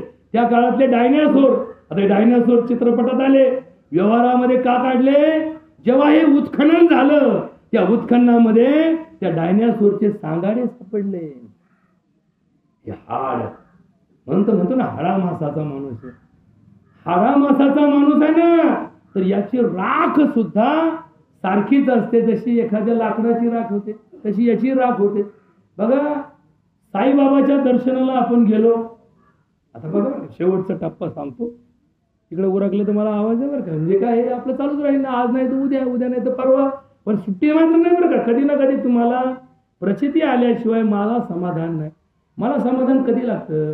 ज्यावेळेस माझा हा तास एखाद्या ठिकाणी मी देतो आणि त्या व्यवस्थेमध्ये एखादा अवस्थेला गेलेला असतो. म्हणजे कुठल्या, की बा आता जसं डॉक्टरकीमध्ये एखादा परीक्षेला बसायचा असतो, तो परीक्षा दिलेला नसतो, पण परीक्षेला बसणारा माणूस सगळ्यात हुशार असतो. परीक्षा दिल्यानंतर तो माणूस आपाप माठ्या होतो. त्याला विचारलं, अरे या प्रश्नाचं उत्तर काय? तो विसरलो बा, परीक्षा झाली विसरलो. आता इसरी चालू आहे, सध्या इसरी चालू आहे. पूर्वीच्या काळी असं नसायचं. जन्माला आलेला माणूस एकदा पाठ झाला की म्हातारपणापर्यंत त्याचं पाठांतर असायचं. आता जर तुम्हाला विचारलं 7वीची कविता पाठ आहे का, तुम्हाला होती राव, पण हातात नाही. हे इसरांचं जे आपलं जे आहे ना, या स्मृती काही दिवसांनी बाप कसा दिसत होता हे सुद्धा लोक विसरतात. म्हणून त्या स्मृती जागृत करण्यासाठी हे सगळे विधी आहेत. हे दहावे का घालायचे, वर्ष श्राद्ध का घालायचे, मासिक श्राद्ध का घालायचे, दर वर्षाला कराळ केळी का वापरायची, दर वर्षाला आगाऱ्या का टाकायच्या. इसरू नको, इसरू नका विसरतात. एखाद्या विचार का तुमची आई कशी होती? नाही मला आठवत नाही, मग कशी होती. आता बघा, याला याची आईच आठवायची नाही. म्हणून हे सगळं जोड आहे का. कधीतरी एकदा उजाळा देत चल, बिरोबाची जत्रा का व्हायना, घालीत चल, त्या निमित्ताने व्हायला बिरोबा तुला झापडत नाही तर जेसीबी घेऊन जातो. का कुठे चालला? नाही ते उद्या जत्रा आहे दिसते. मग कुठे आहे बिरोबा? म्हणजे काठ्यात गुतलाय. मग काठे काढायची, जत्रा झाली, पाहुणे रावळे वाट लावले, पाहुणे रावळे सगळे गेले, जत्रा लई भारी झाली. पुढच्या महिन्यात पाहुणा आला, म्हणजे बिरोबा कुठे? ते काय ते काठ्यात गुतला. म्हणजे आता परत वर्षभर त्याला परत जेसीबीला खर्च कुणी करायचा म्हणले. वर्षातून एकदाच काठे काढायचे. तसे कमीत कमी आई बापाचे नाही काही वर्षातून एकदा का महिना आगाड्या टाकायला संधी या पंधरवाड्यात दिली. त्या पंधरवाड्यात लग्न का होत नाही? कारण तुम्हाला जर इतिहासाच्या स्मृती करायच्या असतील तर भविष्याच्या स्मृती एवढ्या पुरत्या थांबवा. म्हणून कमीत कमी पित्र पंधरवड्यात लग्न करीत जाऊ नका. नाही तर पहिले लोक आखाड्यात लग्न, आखाड्यात तोंड नाही पाहायचं, अमकं नाही करायचं. याचे शास्त्र काय असतं? याचं शास्त्र आहे. आखाड हा ऋतू संसर्गजन्य रोगाचं साधन आहे. या दिवसात तुम्हाला चिकनगुन्याची साथ दिसन, या दिवसात तुम्हाला डेंग्यू दिसन, या दिवसात तुम्हाला पेशी कमी झालेल्या दिसतील, या दिवसात तुम्हाला पेशी वाढलेल्या दिसतील, या दिवसात तुम्हाला टायफॉइड दिसन, या दिवसात तुम्हाला कावीळ दिसन. पण सत्य सांगतो, आता हे सत्य ऐका बरं का पाटील, ऐका. पेशी कमी झाल्या यावर कुठलंही औषध जगात नाही. बरोबर, पेशी कमी झाल्या याच्यावर कुठलंही औषध जगात नाही. सर्दी झाली म्हणून जगात कुठलंही औषध नाही. मग आम्ही काय देतो? तुम्ही बोलले तुमच्याकडे राहतो, तुम्ही तर औषध दिलं आम्हाला. हे औषध कशाचे असतात? या वातावरणामध्ये असणारे जे शरीराला असात्म्य घटक आहेत. आता बघा बरं का, जरा शब्द जडजड झाले. एक जडजड शब्दातून सोपे शब्द सांगतो. माणसाला सर्दी, पडसा आणि बरसाण याच्यातला फरक सांगता येईल का? एकाने मला सांगावा, याला सर्दी म्हणतात, याला पडसा म्हणतात आणि याला बरसाण म्हणतात. सांगा बरं, या तीन मधला फरक आहे? नाही, सगळे एकाचे म्हणले. सर्दी, पडसा, बरसाण सगळे एकाचे म्हणले. नाही, सर्दी वेगळी, पडसं वेगळं आणि बरसाण वेगळं. बरोबर काय? तीन गोष्टी वेगळ्या. आता याच्यातला अर्थ नीट समजून घ्या. लोक काय करतात आजकाल, पोराला सर्दी झाली, एकदा डॉक्टरकडे घेऊन जातात. डॉक्टर म्हणतो वाफ द्या, वाफावले सगळे वाफाळे. वाफाव दिलं, हे म्हणतो हलपाटी मारूस तर मशीनच घेतो ना. यांनी मशीन घेतली, औषधं आणली. बघा थोडं बारीक अभ्यास करा आणि मग डोकं लावी चला. नाही तर तुमच्या 10 पिढ्याचं वाटोळं फक्त एका वर्षात 2 वर्षात झाल्याशिवाय राहणार नाही. ऐकून घ्या. मग या पोराला वाफ दिली, काळजी म्हणजे दिली वाफ. आता तसंही सांगतो तुम्हाला, डॉक्टरकडे गेले काय नाही गेले काय 4-5 दिवसांनी सर्दी पिकणार आहे आणि पिकलेली सर्दी बंद होणार आहे आणि सर्दी ज्याची पिकून बंद झाली त्याला परत सर्दी येत नाही. ज्याची गोळ्यानी सर्दी बंद झाली तो 2 आठवड्याला दवाखान्यात हायचे. लक्षात ठेवा. आता आमचे धंदे तर आमच्याकडे तुम्ही नाही आले तर आमचे कुठेतरी कसे भरायचे. आम्ही लोकांना सावध ठेवतो. ये बरं का परत चक्करला ये बरं का. आता कशाला मामला येतो. आमचं दर्शन चुकून सुद्धा घेत जाऊ नका. ज्याला घ्यायचं दर्शन त्यांनी पांडुरंगाचं घ्या. गाढवाच्या माग आणि पोलिसाच्या पुढे उभा राहू नये असं पहिले म्हणत होते. त्याच्यामुळे आता तुम्हाला सांगतो डॉक्टर आणि वकील यांच्यात जादा नाती लागू नका. का नाती लागू नका. कारण याला अनावश्यकता निर्माण होण्याची शक्यता आहे. याला अनावश्यकता कशी की विनाकारण औषधं खाण्याची जी सवय समाजाला लागली ही शरीराचं वाटोळं करणारी आहे. औषध हे शरीराचा 1% फायदा करतात 99% नुकसान करतात. लक्षात ठेवा. एवढंच कशाला खूप बारीक बारीक चिंतन सांगायची गरज आहे खरं समाजाला. डायबिटीज ब्लड प्रेशर याचे औषधं सुद्धा गरज नसताना खाऊ नका. तुम्हाला एक पाटील उदाहरण देतो. छोटं उदाहरण देतो. एवढं उदाहरण देतो संपून टाकतो कारण कावळा शिवायच्या पण वाट पाहतो. एक माणूस माझ्याकडे साखर रोग आला म्हणून आला. त्याच्या गावात त्याच्या तिकडं त्याला सांगितलं साखरेचा रोग आहे. आता आपल्या जवळच्या गावात एक नातेवाईक होता जो आमचा पेशंट होता. तो म्हणलं ये गंध्याकडं आपण सांगू त्याला. तो करीन माझं तर केलं बहुते नीट तुझं करीन असं करून तो आला. त्याची साखर 300 भरली. बघा बरं का आता नीट आहे का. त्याची साखर 300 भरली. आता शास्त्राप्रमाणे मी अभ्यास केला. त्याला गोळी चालू केली. गोळी चालू केल्यानंतर 15 दिवसांनी तो आला. मी साखर तपासली. त्याची साखर 150 भरली. त्याचा पाहुणा काय मला म्हणला डॉक्टर साहेब मग मी त्याला तुमचा भरोसा उगाच दिलता का. बघ त्याला पाहुण्याला 3दा म्हणायचं बरं का. ओ बघ आमचा डॉक्टर कसा आहे आली की नाही 150 साखर तुम्हाला ना कधी कमी होत नाही. हे सगळं झालं पण ते पाहुणा मला 3दा म्हणायचं डॉक्टर माझं ऐकून घेता का. मला चक्रायला लागलं. म्हणलं पहिलं कधीच चक्कर येत नव्हती म्हणला. हे आता तुम्ही ट्रीटमेंट चालू केल्यापासून साखर कमी झाली असेल पण मला चक्कर यायला लागली. मी त्याला सांगितलं दादा तुला 300 साखर ही तुझ्या शरीराला गरजेची आहे. 300 साखर पुस्तकात जरी लिहिलं असेल जास्त आहे तर तुझ्या शरीरासाठी ती नॉर्मल आहे. ती 200 झाली तर तुला चक्कर येणार आहे. तू गोळी बंद करून टाक. तो म्हणला पण डॉक्टर माझी साखर कमी व्हायला डॉक्टर लोक तर मला नाही भाव घालते. साखरेने काही फरक पडत नाही जोपर्यंत त्याला काही एखादी गोष्ट निर्माण होत नाही. जखम बरी होत नाही खरंय पण जखम झालीच नाही तर साखरेने काय फरक पडणार आहे. लक्षात ठेवा साखर आवश्यक आहे. आपण जे खातो आपल्याला फक्त एवढंच माहिती आहे की एक साखर कारखान्यामध्ये ऊस न्याला तर त्याची काय तयार होते साखर तयार होते. पण तुम्हाला हे माहित नाही की तुम्ही आम्ही सगळे कोण आहोत. आम्ही सगळे जिवंत साखर कारखाने आहोत. तुम्ही गुळही खाल्ला तर त्याची साखर होणार आहे. तुम्ही भाकरी खाल्ला तर त्याची देहात काय होणार आहे साखर होणार आहे. आणि तुम्ही मटणही खाल्लं त्याची साखरच होणार आहे. हे लक्षात ठेवा. आता बघा का आता हे थोडस वैद्यक शास्त्र आहे म्हणून तुम्हाला सोपं सांगतो.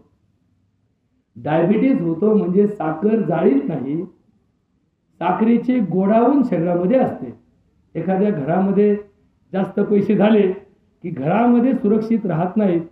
घरात चोर येऊ शकतात म्हणून तो काय करतो बँकेत पैसे टाकतो. बरोबर तसं या देहामध्ये तुम्ही जे अन्न खाता सगळ्यात शेवटचं भले पाटील ऐकून घ्या शिंदे पाटील नीट समजून घ्या.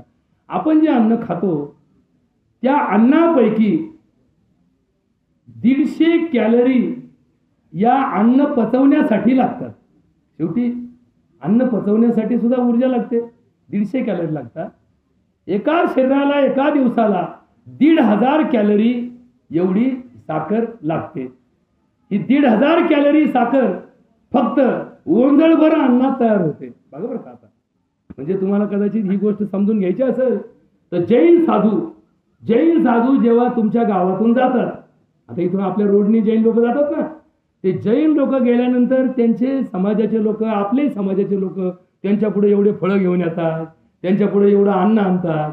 मग ते काय करतात माहिती का, ओंजळ समोर करतात आणि त्या ओंजळीमध्ये जेवढं बसलं तेवढं अन्न ते खातात. किती खातात? ओंजळभर अन्न खातात. कारण आपलं शरीर ओंजळीत मोजलं जातं. आपल्या शरीरामध्ये 9 ओंजळी पाणी आहे, 8 ओंजळी रस आहे, 7 ओंजळी रक्त आहे, 6 ओंजळी मांस आहे, 5 ओंजळी मेंदू आहे आणि 4 ओंजळी हाडं आहेत. हे आपल्या शरीराचं मोजमाप आहे. मग हे मोजायचं कशात? ओंजळीत. पण कोणाच्या ओंजळीत? आपल्या स्वतःच्या ओंजळीत. आता प्रत्येकाची ओंजळी वेगळी आहे.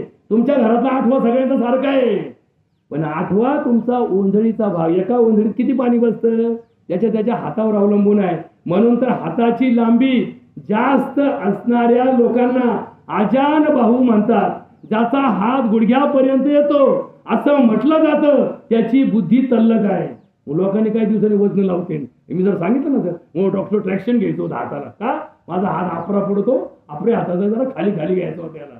नाही, उपजत जी बुद्धी आहे ना त्या उपजत ज्ञानाला किंमत असते. उपजत तुमचा जन्म उपजत आहे. जन्माबरोबर तुम्हाला काही गोष्टी प्राप्त झाल्या, आईकडून, बापाकडून, कुळाकडून, धर्माकडून, जातीकडून, गावाकडून, देशाकडून, निसर्गाकडून, वेळेनुसार, काळानुसार, जमिनीच्या संपर्कानुसार.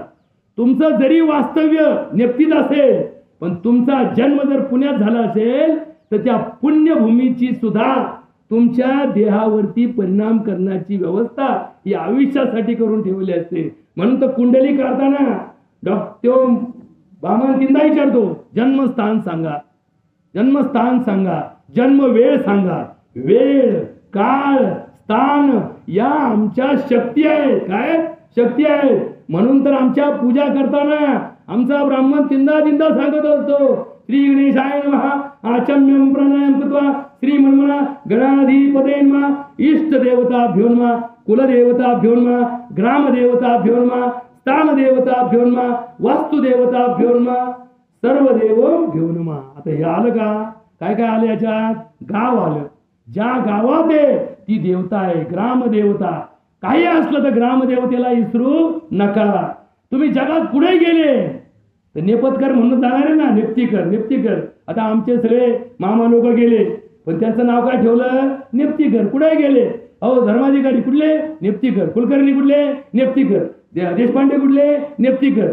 शेवटी नेप्तीकर हा शब्द कुठेही गेले तुम्ही तर तुम्हाला चिटकलं की नाही? मग नेप्तीचं एक वैशिष्ट्य तुम्हाला चिटकलं ना, त्याचा अभिमान ठेवा, अभिमान ठेवा. त्याचं नाव बदनाम होईल असं काही करू नका. नाही एखाद्या ठिकाणी एखाद्या मोठ्या घोटाळ्यात गुतायचा आणि लोकांच्या पेपरला येतो नेपथकर गुतला, नेप्तीकर गुतला, बाकीचे नेप्तीकर खाली मान घालून गुतले. नाही आमच्या गावचा नाही, तू गाव सोडून गेलेला होता.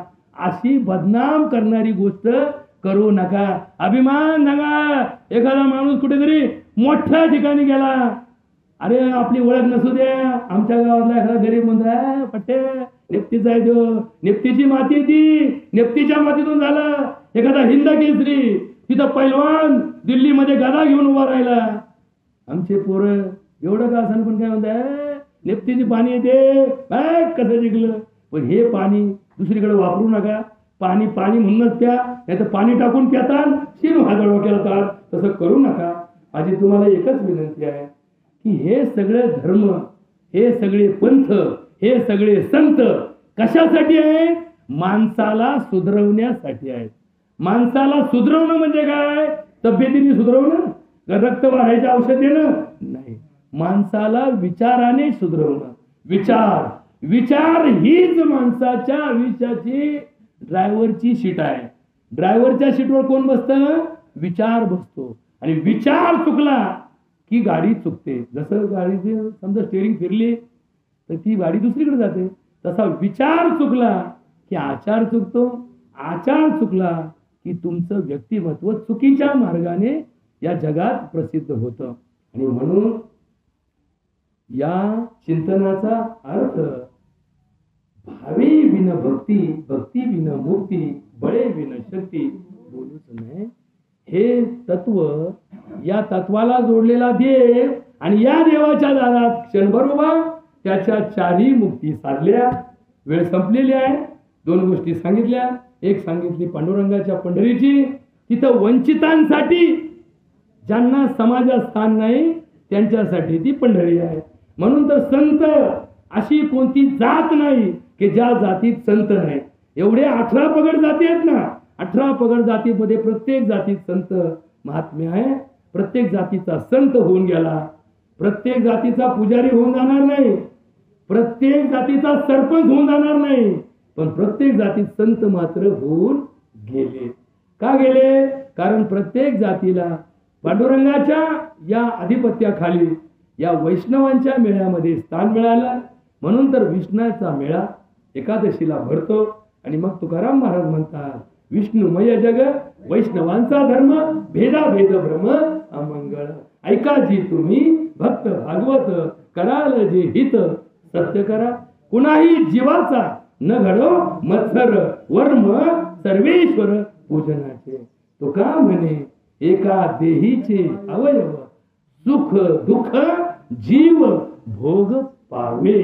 आता हे समजून घ्या की पंढरपूरला गेल्यानंतर कोणालाही दुखवू नका, कोणालाही अडचण होईल अशा प्रकारे वागू नका. आपण दुसऱ्याला मदत केली तरी पांडुरंग पावला. आणि म्हणून तर हा सगळा विषय देवाच्या दारात गेल्यानंतर चारही मुक्ती आपल्याला साध्य होतात. आता 4 मुक्ती कोणत्या आणि त्या 4 मुक्तीचे पट्टे टप्पे किती, त्या 4 मुक्तीच्या व्यवस्था कशा, हे ग्रहपाठात ठेवा. एखाद्या लाखाच्या महाराजाला विचारा, ₹1,00,000 सुपारी द्या, पण त्याला सांगा हे 4 मुक्ती आम्हाला समजून सांग. जर नाही समजून सांगितलं त्याचे पैसे देऊ नका. त्याला म्हणून अभ्यास करून ये, आम्हाला समजलं तर तुला पैसे, नाही तर तुला पैसे नाही. मग बघा हे महाराज लोक जर अभ्यासाला लागले तर नक्कीच अभ्यास प्रगत होईल. सध्या फक्त तासभर प्रवचन करण्यापुरतं ज्ञान असलं, भांडवल थोडं पण बामडोल जादा, असा सगळा हा स्तोम या परमार्थामध्ये माजलाय. याच्यातून थोडं जरा हळूहळू हळूहळू हळूहळू यांना सुद्धा यसनी घाला. आधी यसनी इथं घाला आणि मग समाजाला यसन घालायचं. बुद्धी डोक्यात घ्या. एवढं सांगतो. सलोकता, समीपता, स्वरूपता आणि संयुजता या 4 मुक्ती जीवनात ज्याला साध्य झाल्या ते काय झाले? देव झाले. ते ब्रह्मलीन झाले. ते मोक्ष प्राप्तीच्या मार्गाला गेले. आणि ज्यांना या 4 मुक्ती मिळाल्या नाही, 4 पैकी 3च मिळाल्या, 4 पैकी 2च मिळाल्या, 4 पैकी 1च साध्य झाल्या, 4 पैकी 1ही साध्य झाली नाही, त्यांची व्यवस्था काय असते हे तुम्हाला पुढच्या प्रवचनात, म्हणजे पुढचं म्हणजे कुणी जावा आणि मग आम्ही यावा असं नाही बरं का. याची वाटच पाहुणे गेली बुवा. आपण तसं नाही. तसं काय यालाच बोलवायला पाहिजे असं काय नाही. तसंही बोलावलं तर आम्ही काय नाही म्हणणार आहे का? नाही. आम्हाला कधी बोलवा, फक्त सगळे या, एका ठिकाणी या, तेवढ्या पुरते महिने एकत्र या. पुढचं तुम्हाला काय थोडंच मतदान घ्यायला नंतर का सगळे फक्त सभेपुरते नंतर काय झालं याच्याकडे आमचं लक्ष नाही. आमचं लक्ष काय? विचारात एकत्र या, ऐका, समजून घ्या.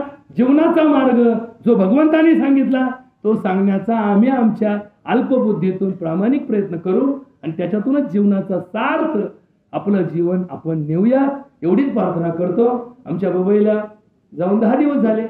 खरं एक भोळीबाई जेव्हा जेव्हा भेटायची, एक भोळं सालस व्यक्तिमत्व. तिच्या मनात कधीच पाप नाही, कधी कोणाबद्दल दुःख नाही, कधी कोणाबद्दल अशी द्वेष भावना नाही. नेहमी बिचारी सबका भला करो यही आवाज करेंगे. सगळ्यांचं भलं. आपल्याला काही नाही मिळालं तर चालेल पण दुसऱ्याचं चांगलं व्हावा. आपल्याला जेवण नाही भेटलं चालेल पण सगळे जेवले पाहिजेत. अशा विचाराने जिने अत्यंत साधेपणाने कुटुंब चालवलं अशा बबईबाईचा आज 10वा आहे. तिच्या जाण्यानं तिचे पोरं, आमचे सहकारी, तिचे घरातले सगळे आप्तेष्ट नातेवाईक, हे जे सगळं आहे गणगोत. होळकर परिवार तसा मोठा परिवार, होळकर परिवार तसा राजघराण्यातला परिवार. याच्याबद्दल एखाद्या दिवशी तुम्हाला सांगल या होळकरांचा इतिहास काय आहे. या होळकरांचा फार मोठा इतिहास आहे. जो इतिहास तुम्ही जर ऐकला तर तुमच्या 10 पिढ्या स्मरण जर केलं तरी त्यांचं स्फुरण वाढत जाईल. इतका मोठा होळकर परिवाराचा इतिहास आहे. आणि या ऐतिहासिक घराण्यामध्ये हिने आपलं आयुष्य काढलं. त्याबद्दल तिच्या आत्म्याला सद्गती लाभो अशी भगवान परमात्म्याची प्रार्थना करतो. आलेल्या समाजाप्रती कृतज्ञता व्यक्त करतो. या परिवाराला दुःख झालं यातून सावरण्याच्या शक्तिबुद्धीबद्दल आपण सगळेजण भगवान परमात्म्याची प्रार्थना करूया. यानंतर प्रातिनिधिक स्वरूपामध्ये 1-2 श्रद्धांजली होतील. शेवटी पसायदानाने संस्था होईल. गाय आणायची व्यवस्था करायची असेल तर करून घ्या, जेणेकरून हा प्रसंग संपेल. आणि मग या ठिकाणी अन्नदानाचा कार्यक्रम वस्तीवरती नेहमीप्रमाणे आपल्याकडे जी पद्धत आहे त्या पद्धतीने ठेवलेला आहे. मी तुम्हाला अजून एक विनंती करतो, थोडीशी बघा बरं का, पटलं तर हा म्हणा, नाही तर म्हणजे उगाच माझ्या त्याच्या भडकू नका. मी जेव्हा गोरेगावला जातो ना अरुणराव, गोरेगाव गाव हे ना आपल्यापेक्षा दुप्पट मोठं गाव आहे, पण त्या गावामधला दहावा सगळ्यात महागडा दहावा. त्या गावामध्ये 18 वर्षाच्या कोणताही पुढचा माणूस मेला तर त्याच्या दहाव्याच्या पंक्तीला 2000 लोक जेवतात. त्या गोरेश्वरापाशी तो प्रसाद म्हणून जेव्हा दिला जातो ना तेव्हा कोणाच्या डोक्यातही नसतं की दहाव्याचं खातोय आपण, इतका तो व्यवस्थेचा भाग आहे. तर आपण सुद्धा जर प्रत्येक दहावा इथंच आणत असू तर याच्या शेजारी मंदिर आहे आणि मंदिराच्या ठिकाणी अन्न जर प्रसाद म्हणून घेण्याचा प्रसंग आला तर कोणालाही अपवित्र वाटत नाही. जर आपण खर्चच करतो परंतु होतं काय, अन्न शिजवतो यातले 10% लोक सुद्धा घरी येत नाही किंवा 5% लोक सुद्धा बाहेरचे जेवत नाहीत. मग त्या 500 लोकांचं शिजवायचं, ज्यांनी शिजवलं त्याला तर खर्च चुकला नाही, ज्याच्याकडून आपण आणलं त्याला पैसे द्यायला काही चुकलो नाही, आणि शेवटी सगळं फेकून द्यायचं. यापेक्षा आपण एक व्यवस्था केली तर, ते शेजारी मंदिर आहे, आपलं पवित्र मंदिर आहे, प्रांगण मोठं आहे, प्रसन्नता आहे, आणि प्रसाद म्हणून प्रत्येकाला इथून झालं तर तिथे जाऊन 2 घास जीव घालून जर पुढे गेला तर अन्न वाया जाणार नाही. घासात 2 मुखात घास जातील. 10 रुपयाचा वडापाव खायचं तरी लोक टाळतील, तेवढे 10 रुपये वाचतील त्यांचे, ते पुढे त्याला असं काही का करीना. पण काय कमीत कमी अन्नदानाचं पुण्य की आपण जे करतो ना अन्नदान, ते लोकांना जेवायला भेटत नाही म्हणून नाही करत.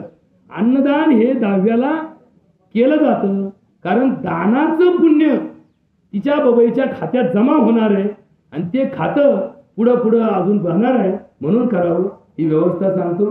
पटलं तर करा, नाही तर शेवटी चालू आहे आपला. बोला पुंडली गवरे हरी विठ्ठल श्री ज्ञानदेव तुकाराम पंढरीनाथ भगवान माऊली ज्ञानेश्वर महाराज जगद्गुरु तुकाराम महाराज सब साधू. या ठिकाणी दिलीपराव होळकर श्रद्धांजली वाहतील, त्यानंतर पुढील श्रद्धांजली होतील.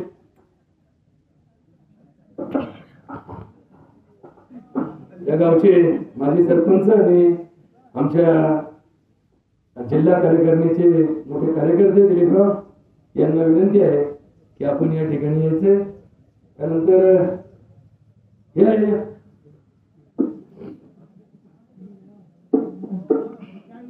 जाऊन द्या, चावी नंतर पुढे चावी आला तर काय कर.